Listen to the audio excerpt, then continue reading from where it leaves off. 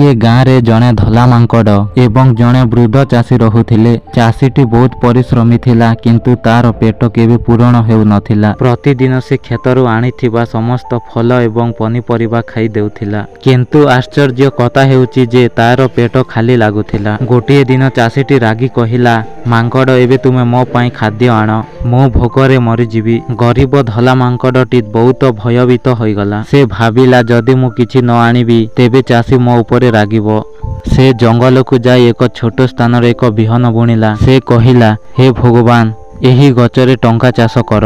धीरे धीरे टंका गछरे परिणत हैला। तार पत्र रे छोट मुद्रा एवं नोट झुलिबाकू लागिला किंतु ता परदिन हठात पाग खराब होइगला। पवन एते जोर रे थिला जे गछरे थिबा समस्त टंका उडिगला। तापर एक शक्तिशाली बिजुली आसिला एवं गछटी जली पाउंस होइगला। जेतेबेले धला मांकड़ फेरी आसी टंका गछ जलुथिबार देखिला तार आखिरु लुह झरी आसिला।